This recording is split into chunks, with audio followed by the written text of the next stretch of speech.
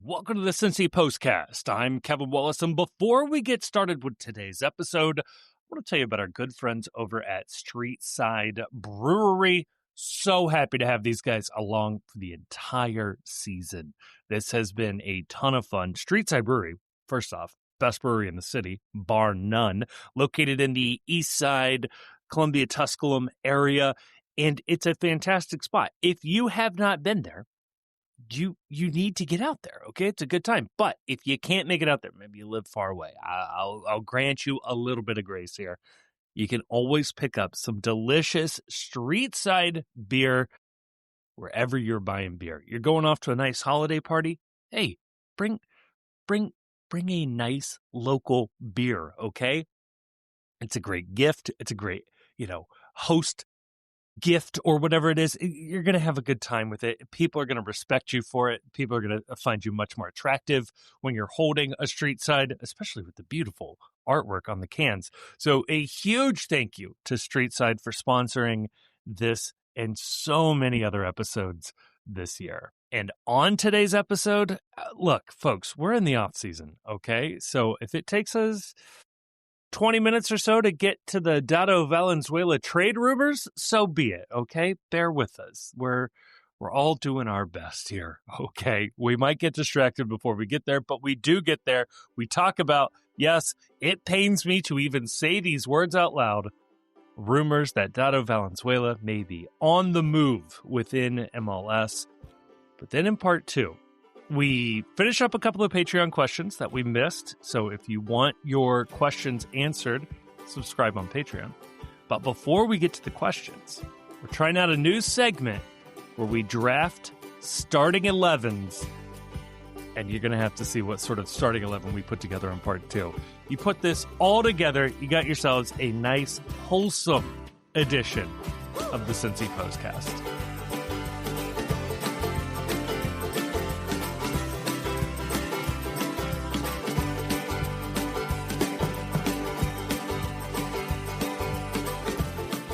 Joining me to talk about all of that and more, I'm joined by two gentlemen who have nothing better to do on a Sunday night, joined by the Chief, joined by Grayson. Chief, if not for podcasting, what would you be doing right now? Well, it's been a busy weekend for me.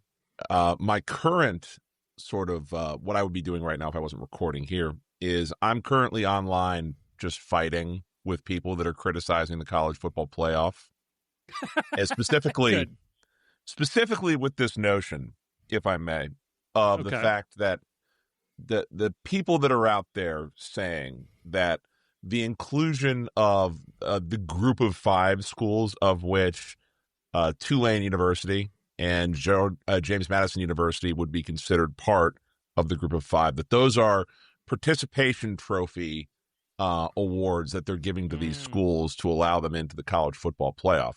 And that's just incorrect. James Madison won the Sun Belt. Tulane won the American Athletic Conference. If you want to talk about participation trophies, we are offering participation trophies to schools like Ohio State, Alabama, Ole Miss, Miami, schools that had the opportunity to win their conference tournament, and because they didn't do that, needed a participation trophy award. You are permitted to participate in the college football playoff despite the fact that you had numerous opportunities to win your way in and require help. So no, I'm not standing for that. I don't care that the odds makers in Vegas have both these teams as close to a 3-touchdown underdog for the first round. You know what else happened last time we had a college football playoff? Most of the first rounds were blowouts anyway, so spare me all that nonsense as well. Yep. So I'm online, I'm fighting with people, I'm deep into the mentions, I'm getting involved in SEC Twitter, which is always just a wild place, and I'm going to be unapologetic about the fact that my alma mater made the college football playoff, because they're going to change the rules next year to make sure that this never happens again. And for the moment, I'm going to be really, really insufferable about it. I don't get how people get the energy up to like complain about this specifically. Like, right. I'll throw there's like the 12-team playoff is an overcorrection, which I'm fine with. Yep. To say like, okay, having 2 teams play for the national championship is maybe too few. Yeah. Maybe even 4 is too few to feel comfortable that you've given like the genuinely best team the chance to play for the national championship, right? Yeah. 12 is too many. So if you're left out of the 12, you're not going to win the national championship anyway. Right. Like the last, like the where it comes down to like, Miami versus Notre Dame, right? Neither of those teams is going to win the national championship this year. You need to find somebody else to fill out the 12 that get to play, right? And Yeah. I think picking like the 5 highest ranked conference champions as guaranteed admission is as fair of a system as you can possibly come up with in a sport where there's 100 something college football teams and most of them don't play each other. Yeah. And there's very little overlap in the schedules because conference schedules make up such a big percentage of who teams play. And if you want to say like, no, we have to go 7 deep in the SEC because in my head the SEC is the best conference, well, that's like a self-fulfilling principle. It's a self-fulfilling prophecy because if you only pick SEC teams, then you're juicing the odds that an SEC team ends up as the champion. And it doesn't change. It doesn't change my opinion of it if Georgia or Mississippi ends up winning the national championship, because, Georgia and Mississippi have kind of uniformly shown that they belong there. So it wouldn't prove that we should have let in an extra SEC team or whatever if Georgia wins. Right. And Georgia winning doesn't mean Texas should have been included. Or and the other thing specifically with Texas too is that if they wanted to be in the college football playoffs so badly, there was a perfectly good conference they were a part of called the Big 12 that they could have just stayed in and won. It's so hilarious to me that, and this is mostly driven by ESPN, who is just the worst entity on the planet, of we want the SEC to be this super conference. And then in response, the Big Ten must become this super conference. And now you have a conference that is too big for all the teams to play one another or to have any common sense as to determine who is the best team in this conference. You have too many good teams together. And instead of spreading them out and letting each one of these teams rise to the top and win a conference that makes sense, we group them all together, and then we get really mad when it's like, well, you can't leave out Texas and you can't leave out this school or that school or whatever. It was like, man, you chose to do this. You decided that having a big check for your media was more important than your team and your school going to a conference championship and winning your conference every year. That's the choice you made. And so now here you reapeth what you have sown. There's when it was a 4-team playoff, I think maybe even a 6-team playoff that was only conference champions. If the 16 playoff was the Power 5 plus the best conference champion from another conference, I think you could have had a decent argument if you were if you were left out and you had lost a close game to your conference champion, that we just had a really fluky day, but we are the best team in the country. If you're not in this 12-team playoff, you have no argument that you're the best team in the country, even if you were included in one. Texas has no argument that they're the best team in the country, they have shown pretty definitively they're not a top 2 or 3 team in their conference. Yes. Yeah. Don't lose to Florida. How about that? I'd go as far as to say same is true of Alabama. I think the same is true of Alabama too, but like I said, like 12 is over inclusive. Yes. I'm okay, I'm okay having some teams in there that are clearly filling out numbers. Yeah. Like I wouldn't be crying. I'm okay with Tulane being one of those teams because it's awesome. I'm okay with Tulane being one of those teams too, because Tulane went out there and got the job done that was in front of them. Yeah. James Madison went out there and got the job done that was in front of them. And frankly, I need more evidence to see that James Madison, if they didn't all transfer to Indiana next year, wouldn't win the Big Ten.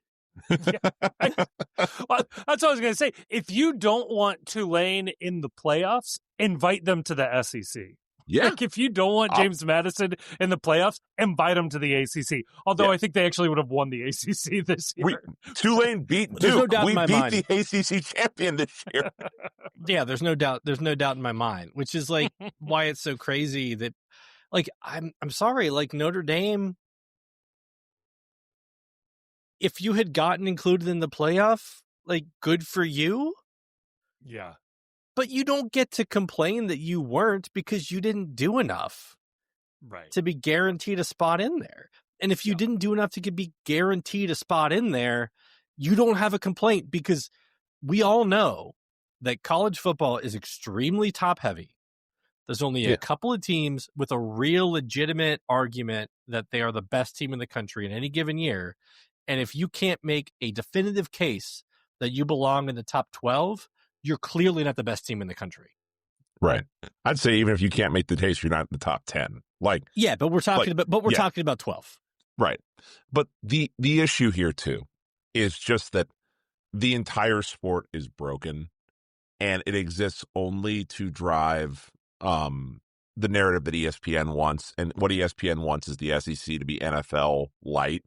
And that's where this is heading. And it bothers me. And so, like, when I can see these people have a bad time on TV, it makes me just joyously happy.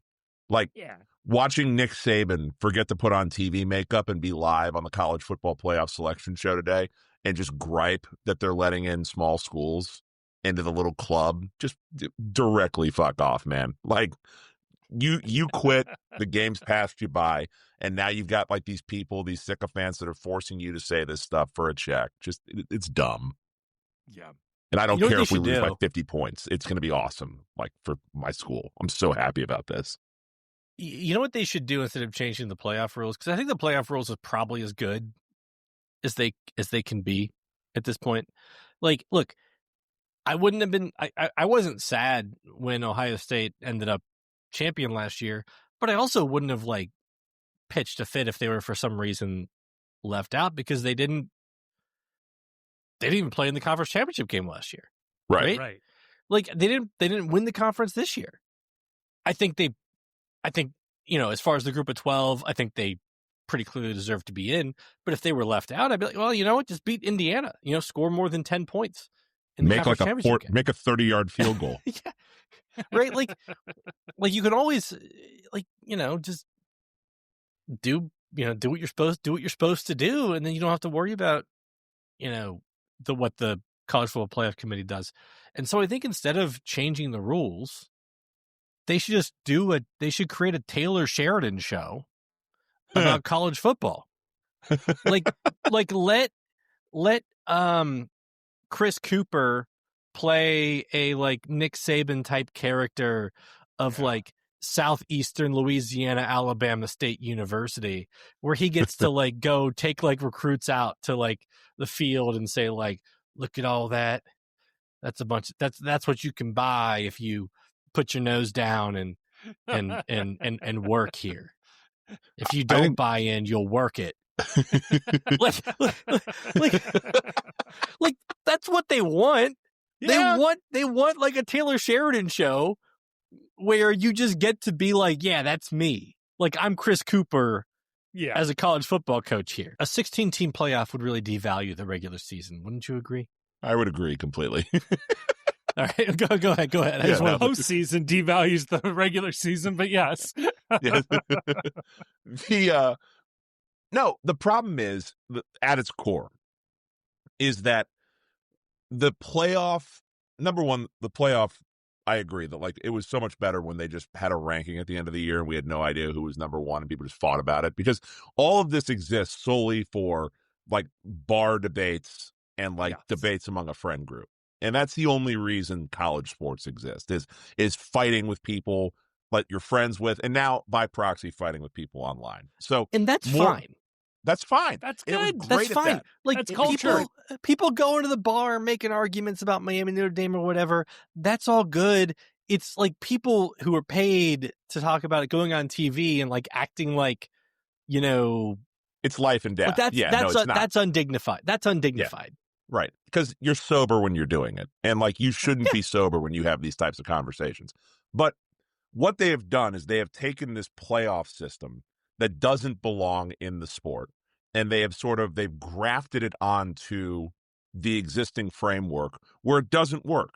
Like it all worked back in the day where the winner of the Big Ten would go play the winner of the Pac-10 out at the Rose Bowl, and that's what you were striving for. And if along the way you ended up as the number one team, oh good, you get to claim the national title. That's great, but the goal was still you win the Big Ten, you go play the Rose Bowl, you win the Rose Bowl. And that's how all this was designed. That's how all this was set up.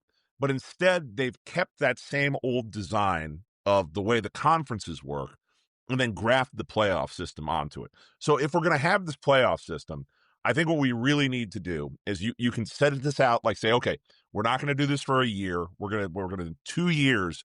This is going to happen. And that is the great redraft, where everything is up for grabs. And we remake all of the conferences into something that makes sense. And here's why it's important, is that there are quite a few teams in college football that are real quiet because they've just been getting carried along for the ride while absolutely not contributing anything to the greater overall ecosystem. I'm looking at you, Wake Forest. I'm looking at you, Iowa State. I'm looking at you, Purdue, where you offer nothing, but like you get to be part of this little club because you've always been part of the club. And that made sense when it was okay. This is just about what bowl you're tied into and what teams are on the schedule. But if there's going to be real money involved and there's going to be a playoff involved, I really do need some of these schools to justify their continued existence in a quote unquote power conference before we continue forward with more of these conversations. Yeah, I do think that it makes very sense. Uncomfortable for people. I do think that some type of like great redraft thing kind of makes sense. You could set up like a world college football economic forum for this great redraft, and then okay, like picking balls out of the bowl, swill your hand. You might be a heritage member of a conference. But also maybe you're free riding off of a system that you didn't contribute that much to, right? Yeah, so maybe we'll replace you, like a theory of like replacing members of conferences. It'd be a huge number of them. So it's like a great amount of replacement. Right, happening. a great replacement. You might say.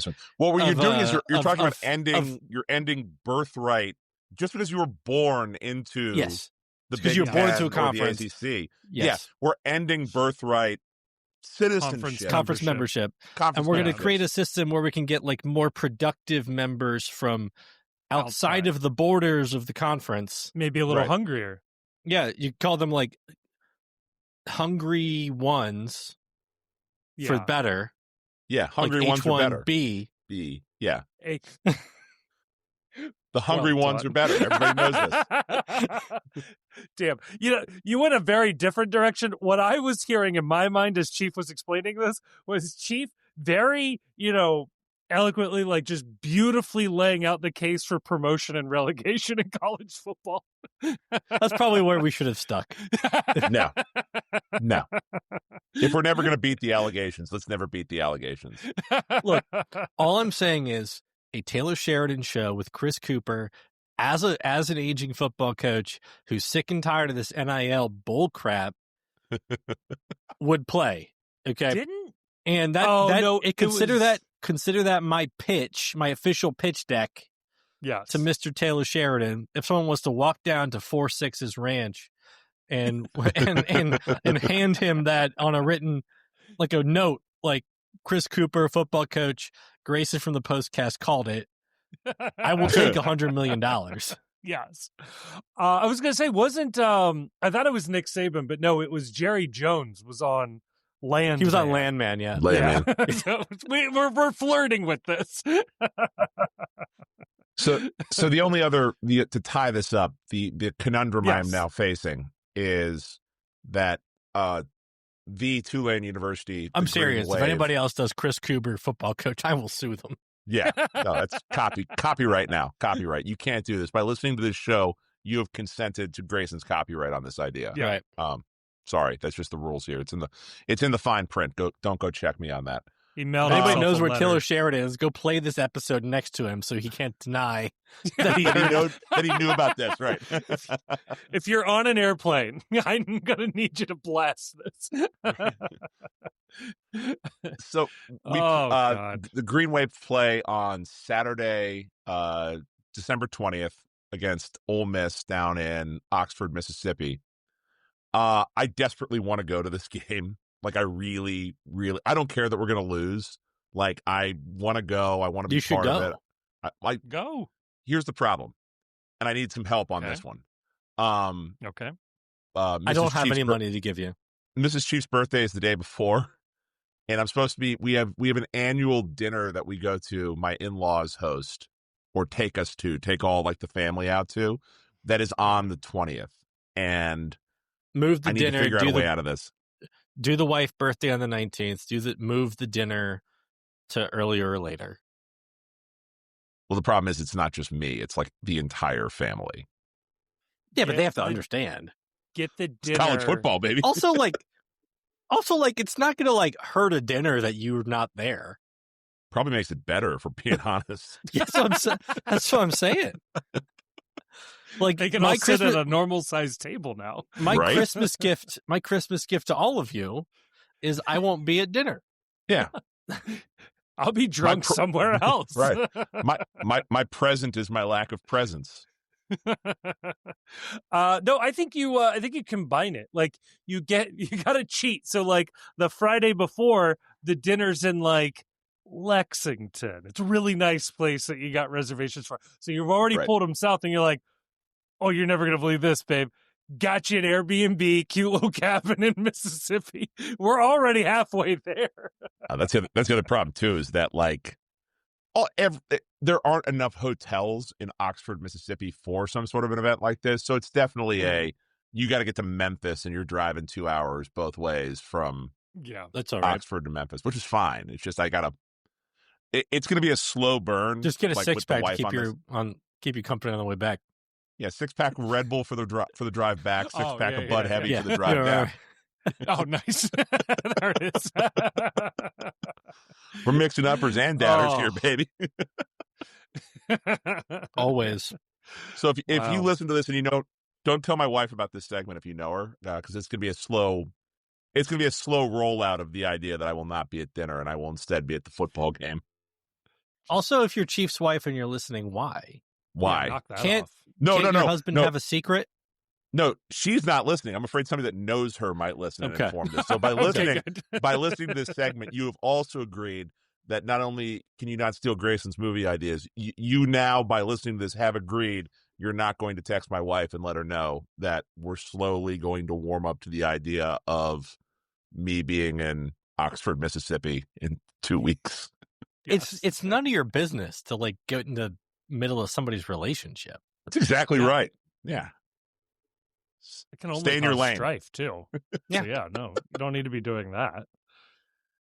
Oh, well, we wish Tulane University the best of luck, as we all we always are wishing sort of wave themed teams good luck in December, whether they be the Whitecaps of Vancouver or the Tulane Green Wave.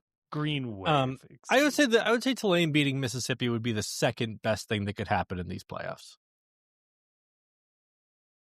I am now wondering what number one is. You know what number one is. You just won last year. But wouldn't it be nice to win twice? No, it's Ohio State foregoing their games in solidarity with Notre Dame. With Notre Dame, yeah, no. Yeah. That's what the real move from Tulane should be. It's like, we're protesting Notre Dame's non-inclusion, so we're not going to play. We appreciate you awarding us here. We're not going to show up for the game. What is the score line if you forfeit the game? Ooh, good question. And how does that affect the money line? Is it 3-0? Like, I think it's the same as soccer. No, I think it's like, or maybe it's like 6-0 or something. Like, they give you like one touchdown and that's it. It's something weird like that. That sounds like a cover to me. Speaking of soccer, we're not going to speak about soccer. Oh wait, we have to speak about soccer. Speaking of soccer, guys, no, I'm trying not to talk about this, guys. I'm emotionally frail. Kevin, no. Go ahead and introduce the topic. You know you want to. Speaking of people who fans might have strong feelings about whether they break into the top 12, but if you can't break into the top 12 clearly, do you really have an argument or gripe about whether you belong in the top 12? Is trading Dado the same? They're calling it the best segue. They're calling it the best segue in postcast history. Trading Dado Valenzuela is the same thing as rejecting a bid to the Pop-Tart Bowl. I'm going to go ahead and what I'm hearing. I'm going to go ahead and say that it's transfer portal news, baby. It really is. So, if Lane you Kiffin haven't got heard, on the phone, and then Dado's in the portal. It sounds like he might have already committed to Virginia Tech. It's a whole big deal. Big win for James Franklin there. Yes. Dado Valenzuela, according to one Tom Bogert, formerly of Give Me Sport, now some little rinky-dink New York Times thing, he is saying that teams around the league are lighting up the switchboard at Mercy Health Training Center, calling, inquiring, asking about Dado Valenzuela as a potential trade target in this off season. I have two immediate reactions to this. The first one is, duh. Like, if he's not going to get playing time and everything else is going on, he's proven in his limited minutes to be a useful player. Yes, of course you call. If there was the equivalent situation somewhere else in MLS, I would want Chris Albright calling and just saying, hey, what is the price? Can we approach it? The other thing I have to keep in mind is Tom Bogert has a pretty good relationship with the front office staff of FC Cincinnati. He's written very nice articles and pieces in the past about, the attempted signings of some pretty big name players and some pretty large, spend opportunities for FC Cincinnati. And I'm getting a story that, oh boy, we're getting so many offers for this players and this crazy. Is FC Cincinnati planting their own seeds here to sort of create a bidding war? I don't think so. I think that the problem with doing that with Bogert specifically on this is it would be one thing if it was we're getting calls from overseas on Dado Valenzuela, where it wasn't easy to fact check that. I feel like Bogert would be able to fact check pretty quickly whether or not there's interest in MLS about Dado Valenzuela. I honestly think it's probably the simplest explanation for this is that other teams see a young, homegrown player that, when he has been out on the field, has put good tape out there for people to see. Yeah. And of course, if you see a guy that doesn't get minutes that you value, it's worth a phone call to find out whether or not this guy is available or what the price would be to pry him away from FC Cincinnati. And if you're FC Cincinnati, you're absolutely going to listen for calls on a player who you, for one reason or another, don't see a lot of value in playing, or someone that you view as being positionally blocked by other talent on the team that is unlikely to go anywhere before your contract expires. And not for nothing, too, to, bigger picture, the ownership group spends a lot of money on players. They have spent a lot of money on transfer fees. We've talked about how much they've spent bringing in and acquiring talent. At some point, there is going to be a need to start moving the ledger the other direction in terms of selling young players and making profit off them. And it's why in this league you just can't get too attached to anyone, because it's a business decision as much as it is a sporting decision who ends up on the roster. So that's not to say Dado's going anywhere, but there are reasons why his name would come up quite frequently in these types of offseason conversations, I think. Here's the reason why you think Dado is going somewhere. Okay. This is a quote from Bogert's article. Cincy would be open to moving him at the right number, sources say. Sources are Cincinnati. Sources are Chris Albright and somebody else in Cincinnati. Or maybe somebody else Chris Albright talked to. Also, duh. Well, yes. Right number, you could imagine the right number being like $30 million, right? We will move him for that much money. Yes. We'll also move Evander for the right number. But if they're planting this story with Tom Bogert in The Athletic, brought to you by New York Times, as spoken about on the postcast, they're shopping Dado, which at which point in time I'm like, I think the ownership needs to start asking Chris Albright if he's a fiduciary. Do you have our best interest at heart? Because they've spent a lot of money. They spent a lot of ownership money, and I'm not pocket watching the owners. I don't care about ownership spend, except in the sense of, I've said this before, I don't think the willingness of ownership to spend toward no result is infinite. Correct. I think the willingness of ownership to spend for making money on the back end or winning trophies and whatever, I think it's pretty high. Yeah. It's higher than most teams in the league, probably higher than 80% of teams in the league. Okay. It's not uncapped. It's not unlimited. Okay. It never is. Right. And so if you got a player like Dado, who, by the way, by his minutes, was basically as good as Brenner this year. Your words, not mine. I want that on the record. That was Grayson talking.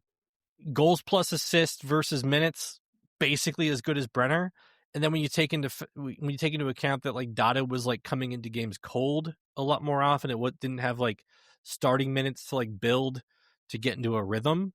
I think it's honestly maybe a little position. Bit, maybe a little more impressive. And you say he's blocked by Evander. He was coming in and playing with Evander basically every time. He wasn't coming in for Evander. So clearly there's a place to put him on the field that is not instead of Evander. It's it's wild to me that you have somebody if it's ownership, it's you got an academy product who is on a cheap contract, puts up a lot of production in limited minutes. Potentially you could develop into a actual money and ownership pocket sale, and you're stifling him. And you're plopping him on the bench, right? And it's not the offense was humming all year. And then you're playing a bunch of players instead of Dado who aren't scoring. He got 0 playoff minutes in a series where you played 4 games, scored 3 goals, lost on aggregate, 9-3? Yeah. And so I think it's fair not for us. We love everybody, but it's fair for ownership to be like, what are you guys doing? Are you trying to win? You trying to score goals? Are you doing? Because it doesn't feel like the usage of Dado is motivated by decisions that are, what is the best chance for us to win games or the best chance for us to score goals? It feels like it's motivated by something else. I don't buy that though, because I do, because the numbers show it. Sure. And nobody will explain it. And somebody should explain it. That's what somebody should explain why he's not getting more minutes. I mean, here's the thing. Here's the thing. Also, on the way to explaining why he's not getting more minutes, explain to us why you lost on aggregate 9-3 in the playoffs. Sure. And you lost 4-0 twice. Timeout. Look, it would be one thing if there was a long history of Chris Albright just outright misidentifying talent. If there was a long history of FC Cincinnati trades this player and this player gets better the second they leave FC Cincinnati. Or there was a long history of players coming into FC Cincinnati and doing markedly worse in some way when they arrive here. There isn't that. So what you are asking me to believe when you say, oh, they're holding Dado back and like they should have played Dado more, you are asking me to believe that this group that is running this team, who I think we would all agree has done a fantastic job of talent evaluation. Our big gripe with this team is tactics, is on the field tactical decisions of what the team is doing and how the team is set up. But in terms of talent evaluation, like if there are big examples of this team wildly misidentifying who the best player on the team is or the best players are, I don't recall it. I don't see it. So yeah, I get the idea that, oh, we all think, Dado has this kind of metrics. Dado's done this. I don't think I'm ready to take the leap to say, oh, this is the one instance in the Chris Albright, Pat Noonan regime where they are just flat out missing on a talent. And there's this generational player or there's this big talent that we're just not using. I think that's crazy to me to believe that with no evidence whatsoever that would suggest that they're whiffing on this person specifically. So, to that, I would say this. Sergio Santos, Corey Baird, Yuya Kubo, Luca Orishano, Jabari, Kai Kamara. 6 failed second strikers up top with FC Cincinnati. There has been one productive player before Brenner, and it was Dado. And Brenner, who everybody's ready to ship out, insert your favorite player here to keep Brenner, exactly as Grayson said, put up Dado numbers. When push came to shove, we were willing to trust a 26-year-old lanky kid from the second division of France to do literally nothing when Dado was productive. That's nonsense. That's nonsense. I know Jabari had that one good play. It's not nonsense. Sure it is. I know Jabari had that one good play in the playoffs. It's nonsense because there is more things you do on a soccer field than score goals. Like you have to defend. But those things you have to play hold up. You have to mark your man. You have to move. And like we don't know. But those things should either lead to goals doing that scored. What the coaching staff wants. Those things should either lead to goals scored or they should lead to goals prevented, right? Like in the aggregate, like you combine all these non-goal scoring actions. Okay. So we say like, okay, Dado, yeah, he does a bunch of goal scoring actions and scores a decent amount of goals, is like extremely high in like shot creating actions and goal creating actions, but he doesn't like hold up the ball. Okay. Well, we have a whole sample size of games that Dado got no minutes in where we had a guy who supposedly was better in holding up the ball. You had the whole playoffs of guys going in there who weren't Dado because Dado played 0 minutes in the playoffs and they didn't score any goals. They didn't prevent very many goals. If they prevented any goals, I would hate to find out what it would look like if they... How many? Yeah. I would hate to find out like how many goals they think they prevented. But the thing is, like, so you talked about, Chief, you mentioned, like, we don't think that they've missed on players, but like Corey Baird had more. I think he had about as good of a playoffs as Evander did on the stat sheet. Went a little farther than we went in the playoffs. Started over Chucky Lozano. Yeah, but Lozano that had nothing to do with Corey Baird, though. That's fine. Corey Baird getting assists had to do with Corey Baird. Assist. Sure. You can assist for Evander as well. Okay, fair. And I thought our talent was pretty good. And I agree with you that our complaint all season was not on the talent. It was on how they were used. But there are dissenting voices on that. Like, a lot of people around MLS seem to think that the team actually was not very good on talent, and Noonan did a pretty good job with the talent they had. Like, they think if you ask basically anybody I've seen publicly comment on it, they think Teenage Shadabi is a disaster. And we picked up his option we picked up his 7-figure option. You talk to Nate over at the preseason streams blog, who gets picked up by Matt Doyle a lot. He seems to think the team is bad on a talent level.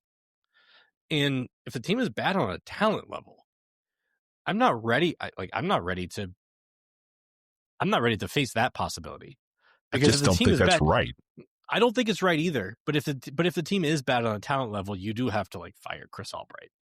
Sure, but you can't have it. But you can't have it both ways. You can't have it be the results matter during the course of the year, and Kevin was chief of the, no pun intended, but they're winning games, and now all of a sudden it's they're winning games, but you screwed up by not having Dado play all that time. It's did the results matter? Was it a results oriented thing, or was it or was it Dado would have made it so much better? But you can't have it both ways on this, I don't think.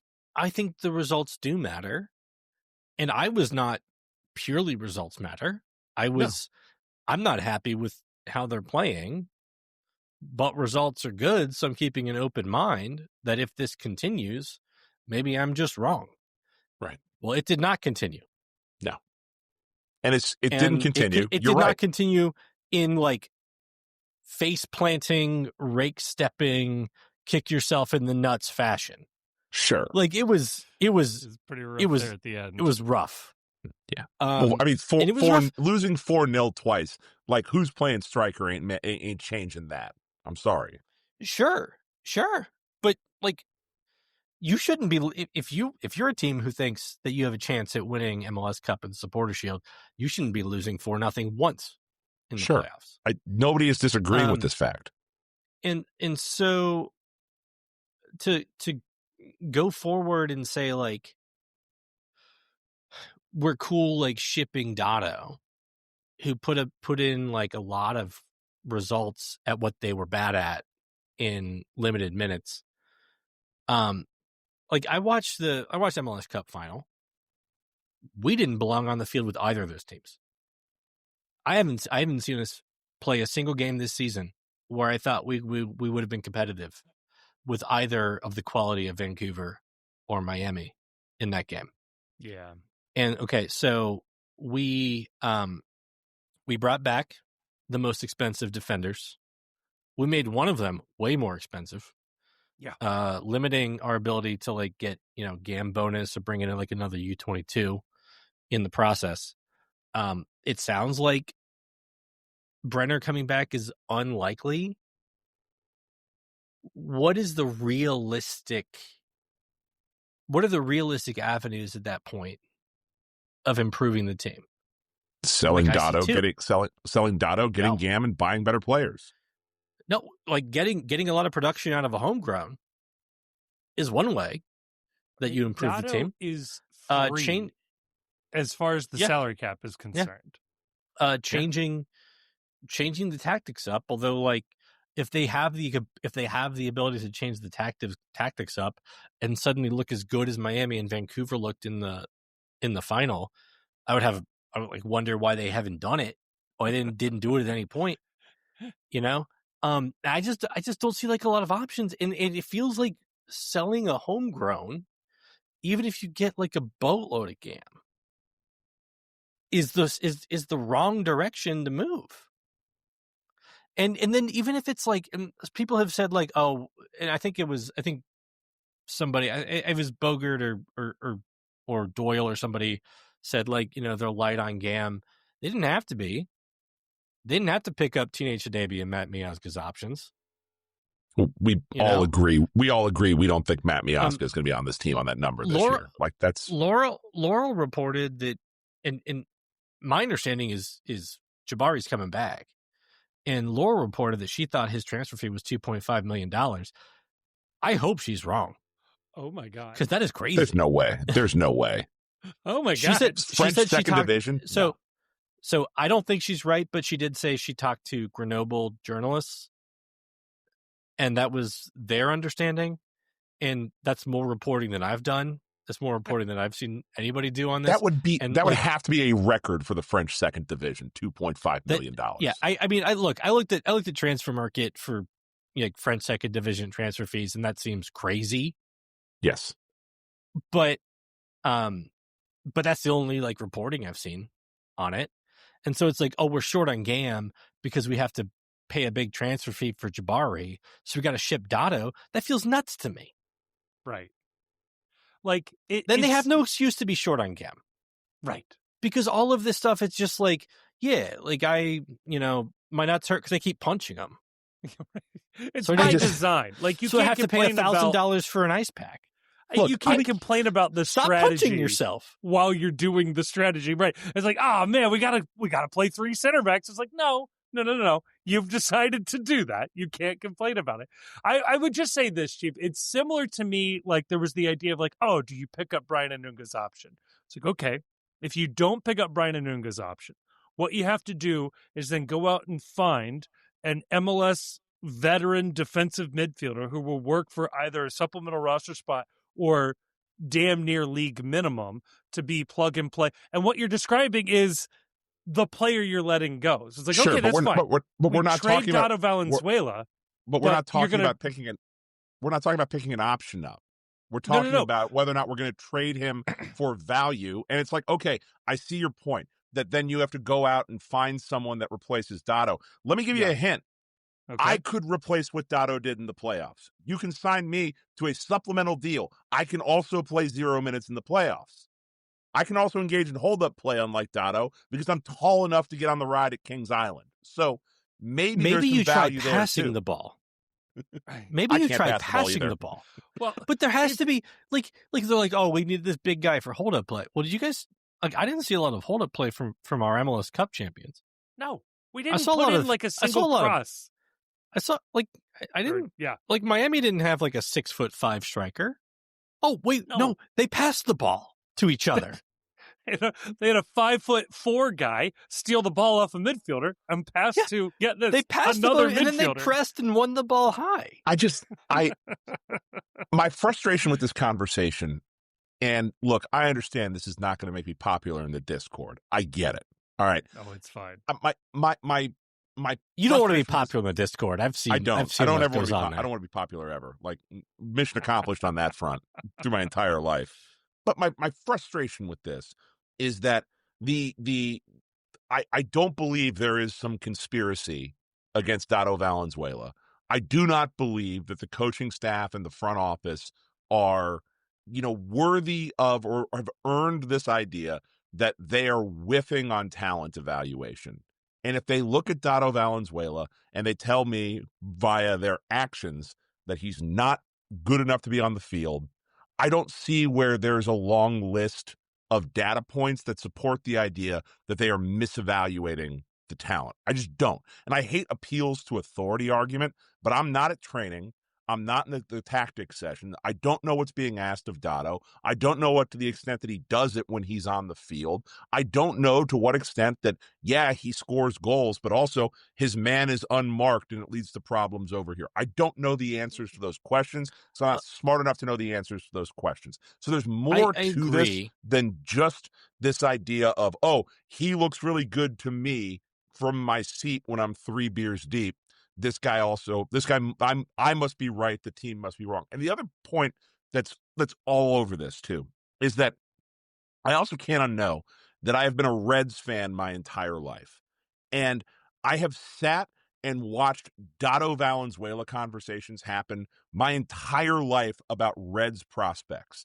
And if it could be hold on. I'm going to cut you off right here because the Reds prospect conversations are like Jesse Winker has like 5 home runs in Dayton.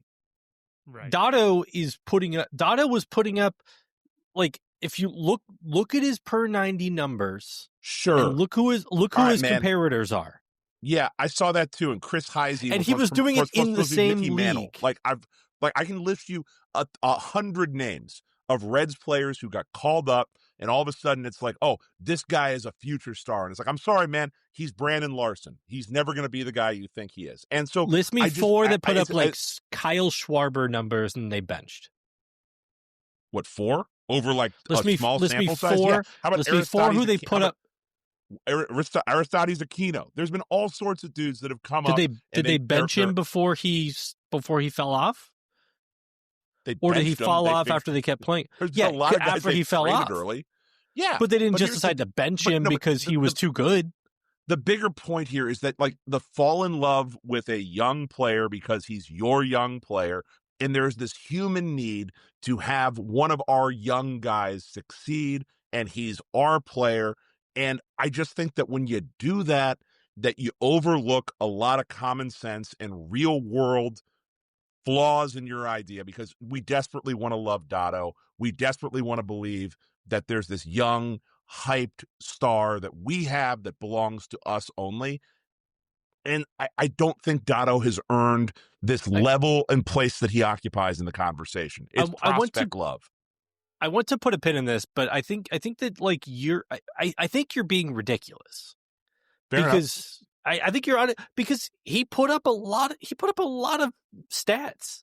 He not put up just 5 like counting goals. stats, but he put up a lot of underlying stats, which our team sucked at and ended up being, our undoing in the playoffs. And you can't look away from that.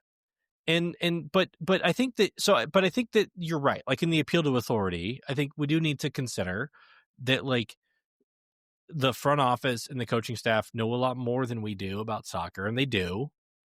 But when you look at like how the team performed this year, I think that given what we perceive to be the talent on the roster and the underlying numbers, and then their propensity to get blown out, and the propensity, and then in the playoffs, the very unconvincing performance that was given over 4 games, I think there are 3 conclusions that you can come to. One is the people who are picking the players whiffed on a bunch of players. Like they intentionally signed, like for example, what I think is, I don't want to put words in Nate's mouth, but Nate over at Preseason Streams, who's been on the podcast and is, I would say, a friend of mine, is that they just intentionally signed a bunch of guys who are bad passers. Okay. The second option is the coaching staff just had no idea what to do tactically. Okay. And then the third option is there was something else going on, like a stubbornness, a kind of intentional decision, despite knowing that stuff wasn't going right, to like follow a path because you believed in this specific path above all other data or evidence or whatever else. And I think that the first 2 answers raise very troubling questions that I don't want to deal with. So I'm going with the third. That there was a plan for like exactly how they were going to approach the season. Yeah. And they were committed to that philosophy, and they were just not going to move off of it. And so that's what I think motivated Dado's dwindling playing time. And I think that's not a satisfying answer either, because you do want people to move off of like philosophies that fail once enough data is in. But I think it's something that's not like irreparable. Yeah. Right. Like I think that's something that they could go into next season and change. And that's where I landed on the season. But like moving Dado would basically foreclose that as a possibility for me. Like moving Dado would honestly, to me, say that there is something going on at the front office or coaching staff level that can't be fixed. That's insane. That's insane. He hasn't, as insane as you think what I said is, it is insane to me to think that moving a 22-year-old kid, 20-year-old kid that played 90 minutes once in one of the worst performances of the team the entire year is some indictment of the coaching staff. That's wild. That's out of pocket. Pay $2 million for Ayub Jabari and just boot balls over the top and not score goals all year. Like Dado is not the difference between those two things. That makes more sense than playing Dado. He's not that guy. Here's the problem. He was like the third. He was like the third highest. He was the third highest goal scorer in the team this year. He's the third highest goal with scorer less than in the 1,000 league. minutes. And I cannot see, it's not like we're just picking him in a vacuum, right? If he's just a random 20-year-old playing for Chicago who had a couple of minutes here and there, sure, I get that. But the problem is, I have to compare him against the guys who did get minutes, and he outperformed them on the metric that we are all ready to burn Kevin Denke at the stake for, which is scoring goals. He scores goals. Every player on the team praises him. He passes very well. He's very good at that. And sure, we play the big guy up top, the big Kai Kamara striker up top. How many times did we swing crosses into the box to let Kai head him on? Never. Same with Jabari. We never did that. I don't know why we need a sweeper keeper. We gotta spend $10 million to get Neuer in here, and we will never ever let him play sweeper keeper. It's like, great, You got these pieces, but you're not doing that. And what is going to kill me is if he's being shopped within the league, he's not going to be a cashfer. Doesn't make sense. You're going to get $500,000 in GAM, maybe, right? What are you going to do with $500,000 in GAM? What do we do? The piece you're going to get, we're going to pay Teenage Hadebe. Right. You're going to either afford the rest of the roster, or you're going to go out and get a player that I think necessarily has to be worse than Dado. Unless the argument is Stefan Sharilla is ready to start half the games next year, then that's what we're looking at. There's way less data for that. Right. And let's put a pin in this, and let's just go around the group and just say, what is the return that makes you happy with moving Dado? I'll throw the marker out there. Over $1 million cash for. So you wouldn't be a cash. Somebody can sign him as a U22 U22 deal for $1 million. Yeah. All right. I would say the return I would be expecting is a MLS starting caliber wingback.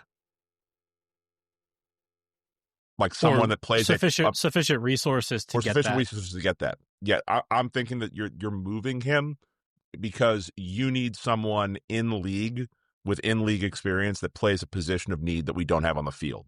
And you have, for better or worse, you have two strikers already on the roster. You have multiple strikers on the roster for next year. You already view Dado as a 10. We know that.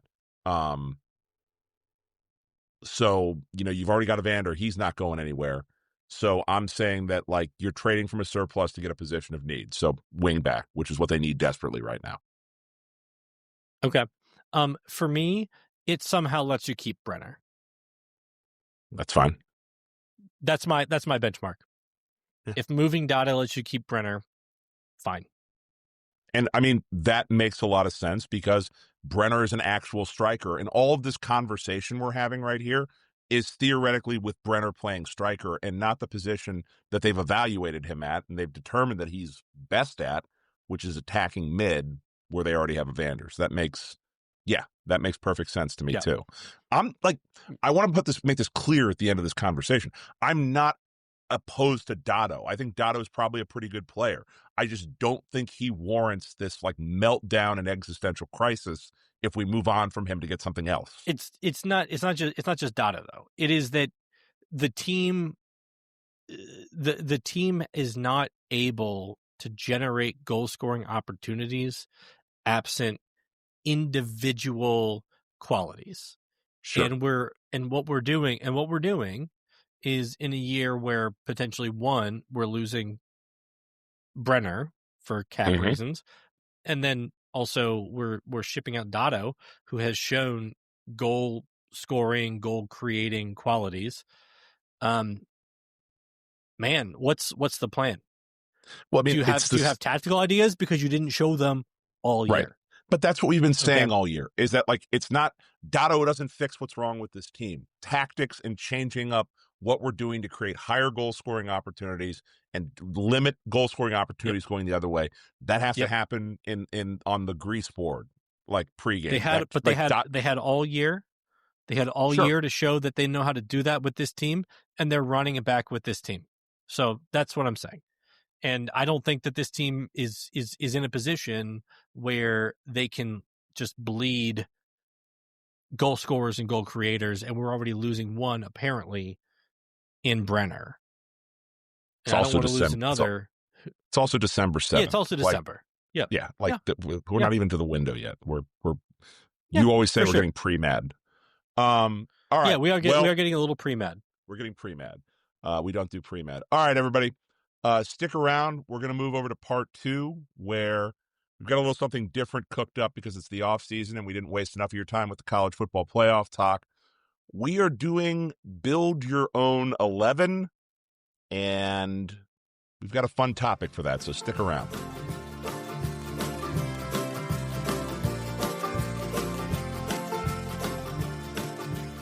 All right. We are back, and I'm excited about this one. Chief, all right. How about you introduce this segment, because you're the one who birthed this idea. Well, like all dumb ideas that we have on this show, it's the off season. We're looking for content. It's going to be an extended off season this year because of our unceremonious departure from the playoffs a little earlier than usual. Unfortunately, we're not here recapping FC Cincinnati's big win in MLS Cup. So, in addition to our usual amount of nonsense that we'll be adding over the course of the coming weeks, I thought it might be fun to engage in a little lineup prediction. But since we don't know who's going to be on the FC, we haven't hit the January window yet. There's moves to be made. I thought we might be having some fun doing some Build Your Own 11 lineups with some different topics beyond the soccer world. And so what we're going to do is all three of us are going to endeavor to build a starting 11, and the category from which we are building our starting 11 is famous Cincinnatians. And you can take that however you want to mean it, but famous non-sports Cincinnatians. So we can't cheat and say Nick Hagland. We can't cheat and pick, like, members of the Reds or Bengals or anything like that, or famous athletes that we're familiar with. This is a starting 11 of famous Cincinnatians. We're going to go across the board here. We're going to take turns picking members for our 11. The way the rules work, because I came up with this, I've decided it, is we're going to do this snake draft format. We're going to start with Grayson, go to Kevin, and then go to me. And then we'll go backwards going the other way. And when you make your pick, and then announce what position you have this person playing at. and then we'll put some lineup graphics out, and you can judge how well we did building an 11. I think we also decided when we brainstormed this idea after the last show that since this is an FC Cincinnati podcast, we must use the formation that FC Cincinnati will never deviate from, which is 3 at the back with wing backs, 3 midfielders, and 2 strikers. Yes. Yep. All right. I like it. So, Grayson, the first pick in the inaugural Cincinnati Best 11 is yours. All right. So, with the first pick in the draft, I'm going with William Howard Taft at goalkeeper. Like we have obviously some size. Yeah. But it's not just the size. It's that Taft really made his bones as being like kind of a talented administrator. Somebody good at organization. Somebody who can organize a defense, somebody who can kind of like, bark out orders and manage people in front of him. And that's the qualities I'm looking for at goalie. So I'm going with William Howard Taft at goalkeeper. Like that. It's a good value pick right there. I like it. Similarly, I am also going goalkeeper with my first pick. And for some of the similar reasons, I need a sort of a director of the defense. I need somebody making sure everybody's hitting their spots in their places, holding the line appropriately. Steven Spielberg is going as my goalkeeper as pick number 2. You're not worried that like his best years are way behind him as a director? Well, Taft's are way behind him too. I was going to say I'll take a living goalkeeper over a dead goalkeeper. We're picking everybody in their prime. In their prime. All right. So we're picking we're talking governor of the Philippines Taft here. Yeah, right. Okay. Yeah. I want Jaws Spielberg, by the way. E.T. Spielberg. I need that era. Need that Indiana Jones energy. All right. So what I'm looking for is, number one, you guys are both crazy for starting with goalkeeper, especially in a league like MLS. You've got to build down the middle of your team. What I'm looking for to start with is I'm looking for a box-to-box midfielder. I'm looking for someone who is a facilitator, someone who isn't necessarily the star of the show, but helps other people become the star. I need someone who's good and works well with other people from all backgrounds, all walks of life. No. People who, you don't know what you're getting when they sign on to the team. Maybe people from other cultures that you're not familiar with. I need someone who thrives in a chaos environment. I need someone that when it gets crazier, this person offers more. That's why I am taking, in the Pavel Buka role, the number 8 role, I'm taking former mayor of Cincinnati, Jerry Springer. Yes, of course. Fantastic choice. So I got the midfield. All right, I got the midfield sorted out right here. So I think I had so many good players on the board right here. It's wide open right here. All right. Yeah. So we're going to go with striker. We're going to get big. We're going to get someone up top that, I think we're not going to get the big striker first. We're going to go for someone like a second striker, someone who can make quality off-ball runs, someone who I think, is okay with their role of maybe not being the man, but consistently puts in top quality work, someone who has the right attitude about being the person that plays off the ball a little bit more with the striker. I am taking Cincinnati radio legend Gary Burbank as my second striker. Wow. Solid choice. Choice. Let me mark nothing off of my list. That's just, your list is bad then at that point if you didn't have Gary Burbank. That's not on me, man. Like, you got to do better. Oh, man. Well, with that in mind, Chief, I will mimic you in going midfield here. I need a creative person manning my midfield. I need somebody who can maintain the rhythm of the offense. I need somebody who is okay for the assist. Other people are going to get the headlines. Other people are going to get the big stats, but you cannot do it without this player. I need Bootsy Collins as my playmaker number 10. I know base isn't quite what you look for with that, I thought about putting him a little deeper, but no, I need him to be my Evander, sublime, chill, exactly what this offense needs. Getting the ball picked from behind because he's too busy grooving as opposed to knowing what's going on around him. Or just high as shit, either one. Yeah, that works too. That works too. Okay. I'm going to go kind of a little further back, but still in the spine for sure. You do want an extremely strong spine in this league. Yeah. And then I think nobody in Cincinnati history has done more to shore up the spine than Albert Sabin, the developer, inventor of the polio vaccine, developer of the oral polio vaccine. I'm putting Albert Sabin, slotting him in at center back. And then, man, I got a lot of good options here for, I'm gonna go with a defensive midfielder. Somebody who knows about like kind of patrolling the middle of the territory and trying to just make sure like the right people are protected, helping create space for the right people to become free. I'm going to go Harriet Beecher Stowe at defensive midfielder. Little controversial, a little bit. I don't know. Maybe like a little locker room dynamic problem there. That's a tough. Yeah. I don't know. It's early. I think it's early. I think it's early to pull out Harriet Beecher Stowe, but I like the thinking behind the pick there. That's good. I'm looking at this team, and as we all know, this formation lives and dies by its wingbacks, right? You need somebody strong on the left wing.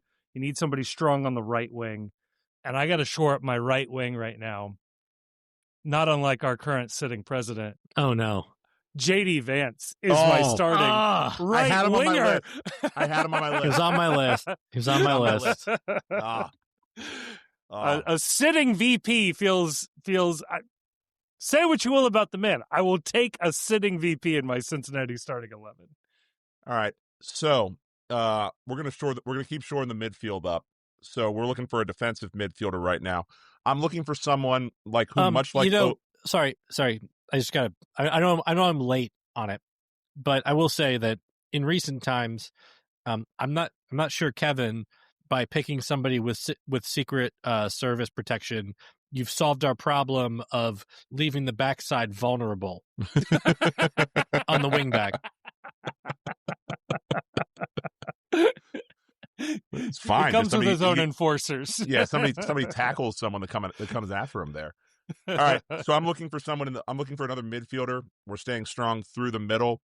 I'm looking for the typical number 6, someone who is a bailout person. When other things are going wrong, this is a person who can stop you. When other people around you have made a mistake or they've choked, this is a guy who can fix that. And I'm talking about Henry Heimlich, the inventor of the Heimlich maneuver. The ultimate bailout. What spot? Defensive mid. Okay. That makes sense. And then I'm coming back around on the snake. I need someone in the back line. Again, we're staying right in the middle. Central defender, someone who can be an enforcer, someone who can be an aerial threat, someone who can cover a lot of ground, someone who can get quickly around the field and quickly into tight spaces, someone who is really good at protecting their territory. I'm picking Harambe as my center back. Wow. He is vulnerable over top. That is. But like easily distracted. But like if they're any young DP or U22, you enter at your own risk, man. You enter his territory at your own risk. Yeah, fair. Damn. So it's Harambe, and who was your first pick? Or Heimlich. It was Henry Heimlich. Henry Heimlich. Sorry. The first of your stake here. Yeah. Okay. Let's see here. I'm gonna look on defense. Obviously Chris Albright is going designated player at center back, clearly an important position. I need somebody for my Yerson Mosquera role, honestly. So I'm going left center back. And like Ursa Mosquera, not afraid to get a little dirty, not afraid to mix it up with folks, and honestly, just a little bit, maybe the right amount of crazy. I need Cat Williams. I know he's short. Off my list. I know he's short. Damn it. Off my list. Damn it. Yep. But Cat Williams at left center back for me. I thought I could get him later in the draft. That's frustrating. All right. I'm gonna finish out my center backs here with my 2 picks. First, and I think they kind of complement each other because they're both good at kind of distribution in different ways. In the first sense, I'm going with somebody who's like kind of like a lunch pail, meat and potatoes character. I'm going with Bernard Kroger. Whoa! Okay, quite literally meat and potatoes guy. Yeah. Contributing to food deserts, I appreciate that. That's a little problematic. And the other one I'm going with is somebody who is good at like kind of breaking lines. Like really more of that's certainly more like distribution heavy, but also somebody who can like kind of get in and defend and enforce a little bit when necessary. I'm going with George Remus. Oh, damn it! Wow, I had him too.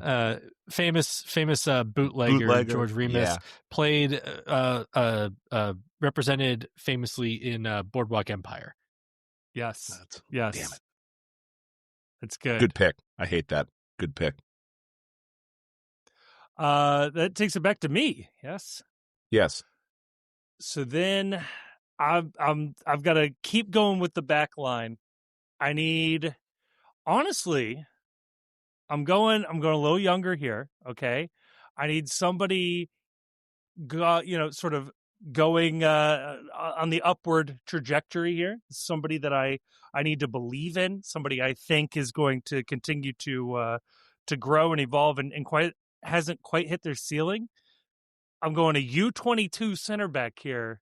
Give me Darren Jason Watkins Jr., a.k.a. I Show Speed. I didn't even have him on my board. At center back? At center back? Right no. Center back. No, I saw him doing the drills. Like, he wasn't even on my list. No, let Kevin pick him. Let Kevin take him. Yeah, that's good. Yeah. That's great. That's great. No, I don't love that. All right, so we're gonna go attacking midfielder right here. I need someone who this team has always functioned best when it had just the right amount of crazy in the attacking midfield with Lucho Acosta. You need someone that is willing to slice and knife their way through defense, but you also need someone that inspires the people around him to believe in his ability to get the things done so that you can run the offense through him. So as my attacking midfielder, I'd like serial killer Charles Manson.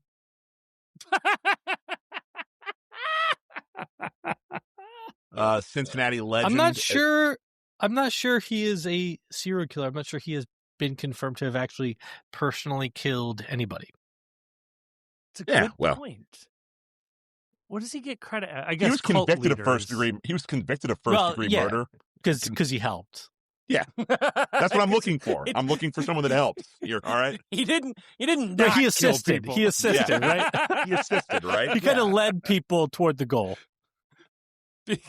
You can lead a horse to water. So I'm also looking now that I've got my midfield set. I am looking for probably somebody out on the looking for wing backs, and I'm looking for more center backs. I'm going to stick with the center backs because obviously we're FC Cincinnati, and we're using their lineup. You're 3 at the back. You need to have people that are strong.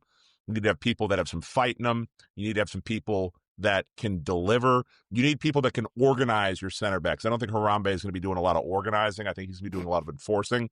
I'm looking for someone who has creative ideas of how to defend, how to be good with their distribution, but also someone with some fight in them.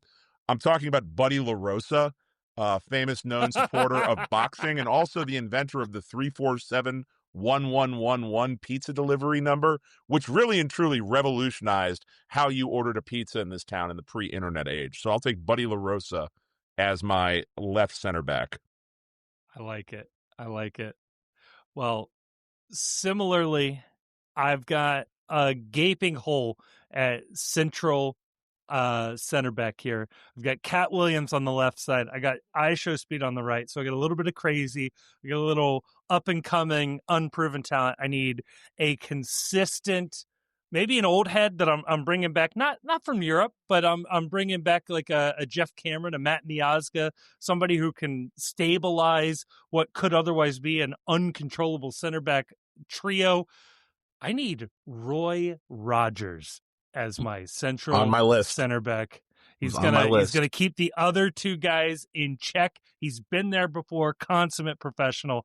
I need him at the center of my defense. Hell of a roast beef sandwich too. Getting directed by Steven Spielberg. I'm liking how this defense is set up right now. Okay, Grayson. So first of all, I'm looking for someone in like a box to box midfielder. Okay. Somebody who has really dominates the boxes. And so there I'm going Ted Turner. Nice. The cable boxes. Kind of on my list. Done everything on the box. And then also somebody with a little bit of a power to them, given his involvement with professional wrestling. Yeah. And then as far as right wing back, I'm going a little bit different direction from Kevin. I don't mind somebody who's like a little inverted as long as they got wheels. And so I'm going Larry Flint.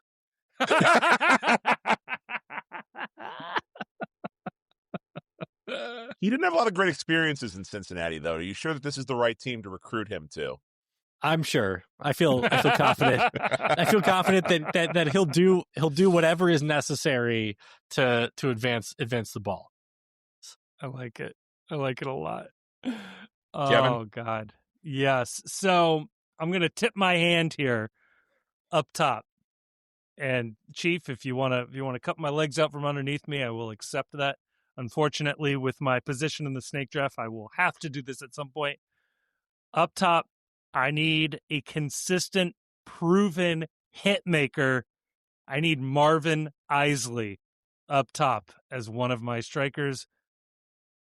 I will do no further explanations until I get my next pick. Not bad. Wasn't on my list, so there was no danger of that being taken.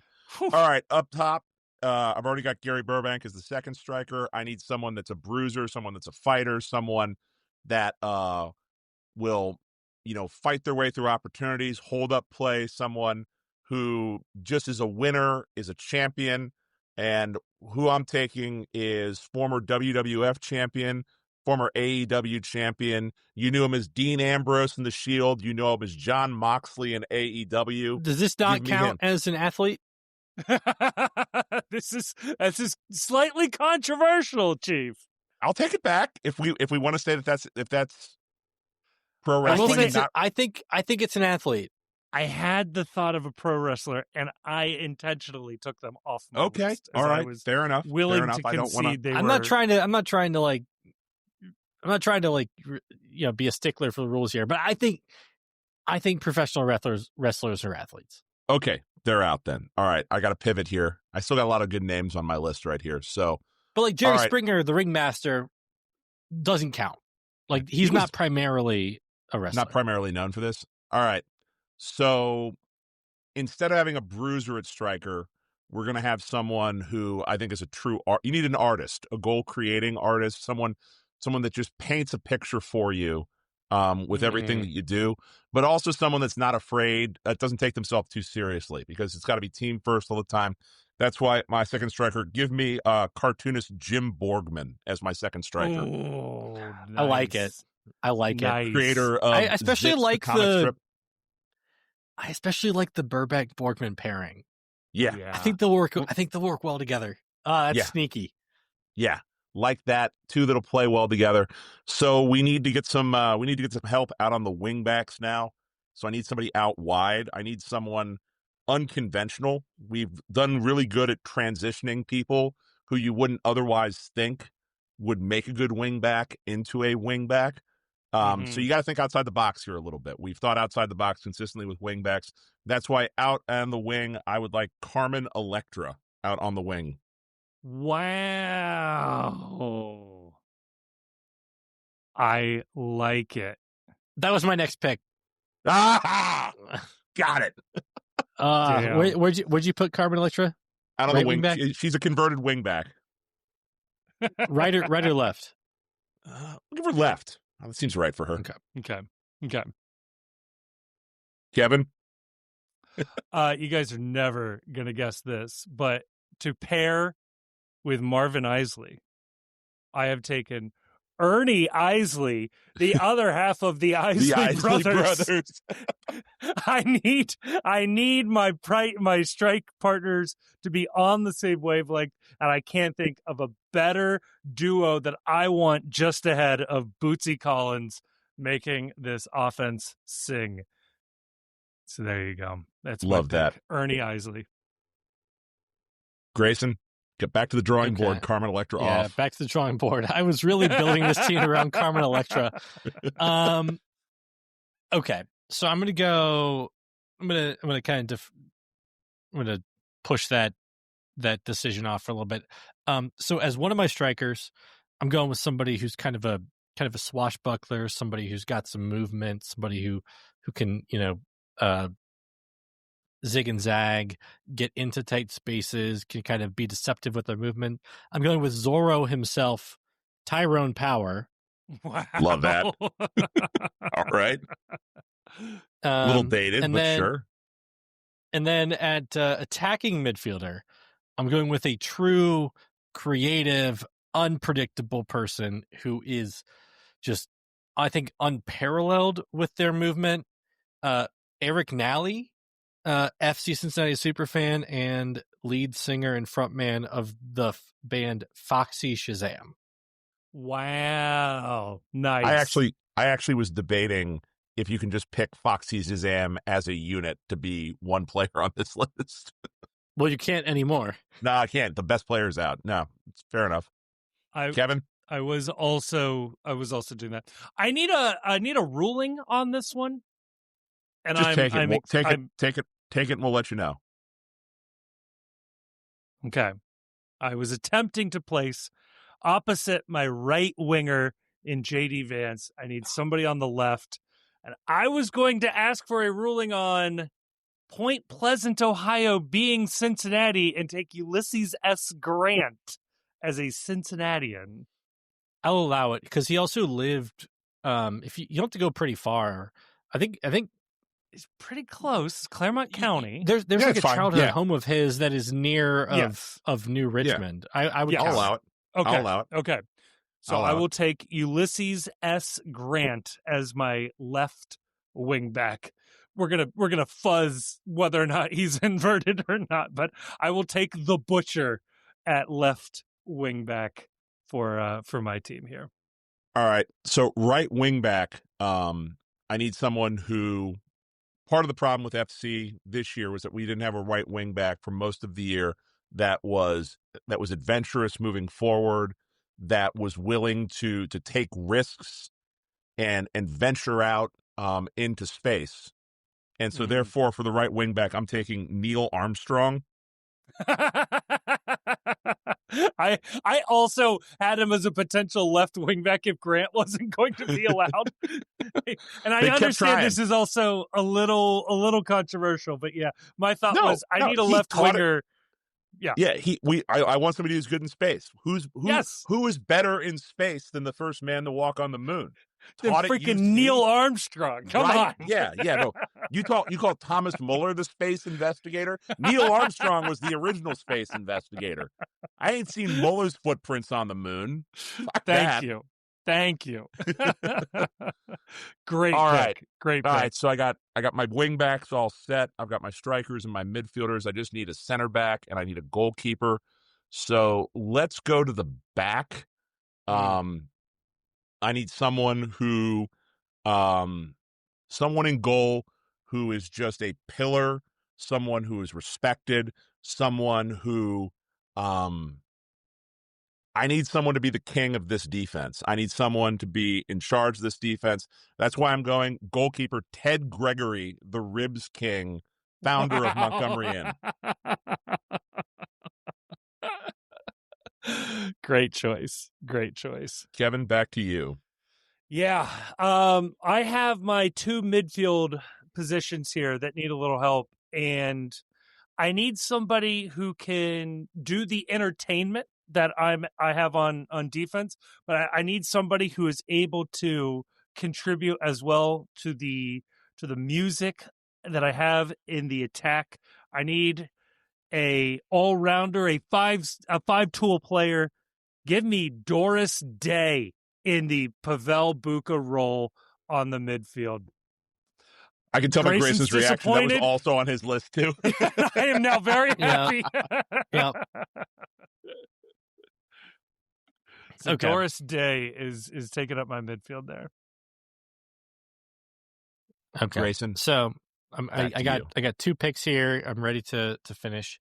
I'm gonna ruminate on one for a second, although I think I've settled. But for my left wing back, I have been holding this one because I didn't think anybody would take it. I'm going Jerry Rubin. I think this is a chalk pick. One of the Chicago 7, one of the Yippies. Well done. Well done. Just somebody who loves to stay out wide on the left, and that's what I'm asking for from this position. And then, I think this is, I was really eyeing Carmen Electra for this spot because I was looking for somebody, kind of a thick body to draw attention from defenders, and that'll do it. And I think, it's sometimes it's like, you think you have, sometimes you get like a DP type person for that spot, like Carmen Electra, but sometimes you find like the Ayub Jabari of that spot. And I think this is a value pick. I think it fits into the system. I know I know a lot of people are not going to make this decision, but I'm going with the naked cowboy. He certainly draws a crowd. You do need somebody who's willing to sort of bear it all. Dare I say, die with his boots on. Die with his boots on. And nothing else. Literally nothing else. Oh, good picks there, Grayson. I need to finish up my midfield, and I'm torn. And I'll take suggestions here. I am torn. And I think nationally she's probably better known, but I've got to put Rosemary Clooney to the side. I got to go with a true Cincinnatian through and through. Give me Ruth Lyons to pair with Doris Day. I'm happy with that pick. Like I said, torn between her and Rosemary Clooney, but I'm going Ruth Lyons here. Boy. All right, so I get the last pick here. I need my final center back. I've got a lot of options here. I'm going. No, you're running out of people. There's no more Cincinnatians. There's no more Cincinnatians ever. No. There's. We got a lot of options here. There's a lot of great ones. There's going to be a lot of people that on my list that I didn't end up picking that I'm going to feel bad about. I'm looking at possibly H-Bomb Ferguson, legendary musician in this spot too. Love that. I already have Gary Burbank. I'm thinking that possibly that Bill Cunningham might be a good pick right here as well. And a chaos creator on the back line, someone that's going to goat you into possibly picking that red card up that we're looking for that changes a game. I think that, he's a good option in this place. Postal Lasky, the Cincinnati Strangler, he's still out there. I think with this final pick, though, God, so much good stuff here. I am going to say we're going to go with rapper High Tech in that last position right there. Was also on my list as a potential backup on offense there. So we were a little light on music there. We got our musician there, someone who really can, spin the tunes all together. So that's my. There are our starting 11s. We got some honorable mentions. Can I throw out a bonus? round, pick the Yes. manager. Okay. All right. And Chief, you get to go back because it's your you ended, so it's your snake. My snake. Okay. At manager. All right. Bear with me on this. And this is a pick in honor of someone who I think doesn't get enough credit as a great Cincinnatian. Okay. I think he is still to this day the best Twitter follow I have ever had. This man got me through a number of absolutely terrible, terrible sports seasons. Rest in peace to just, I think, the GOAT of sports Twitter interaction. Give me John Fay, former beat writer of the Cincinnati Reds. Yeah. Great pick. Great pick there. Oh, man.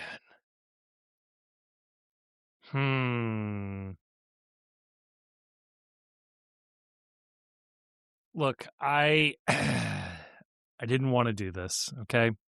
But I need somebody who could just keep a nice, clean, even administrative state for my Don't team. do this. Don't do this. I just need former Governor Bob Taft. I just need a replacement level manager just to get us through. It'll be fine. It won't be flashy, but it'll get the job done. All right, I'm going with somebody who sees the whole picture, somebody who's got a nice view to how to compose the field, somebody who likes to keep, design systems with very clean lines. And my manager is Charlie Harper. Nice. Was on my list. Nice.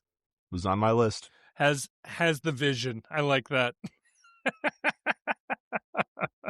There were so many good picks I didn't even get to here. I had Pal Crosley on my list. Yeah. Famous Cincinnatian. Jim Cook, Sam Adams founder, had him on there. George Rivichel, the inventor of Benadryl, lulled the opposing defenders into some sort of a sleeping state. I like it. Would you have been okay if I just would have picked an entire band as one pick? I was debating this as well, like the National as like the backline. Or something like that. Yeah. Blessed Union of Souls out on the wing. Right. Likes me for me. Yeah. I thought about giving some love to my former boss, Supreme Court Justice Joseph T. Dieters. I thought that might be a little bit of a homer pick. What else we got here? Thane Maynard, the 90-second naturalist. I think that's, possibly an overlooked thing right here. Maybe we need a 90-minute naturalist, though. That's going to be the problem. Yeah. That's the problem. Late game sub. It's like a Dado right there. Right. Whoa! We're not going back. I had going back. We went back. Turns out. Oh no! I had Lou Gronin on my list. You may not know the name immediately, but you'll know what he invented: the fish fillet sandwich, or the fish sandwich.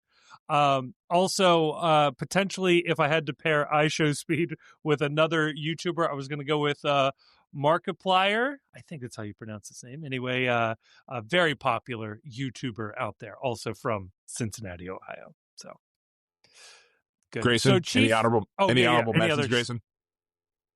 I deleted them. Fair enough. So, Chief, one more time for the listeners, please read through your lineup from goalkeeper on up. Okay. At goalkeeper, Ted Gregory, Montgomery and founder. The center backs going left to right are Harambe, Buddy LaRosa, and High Tech.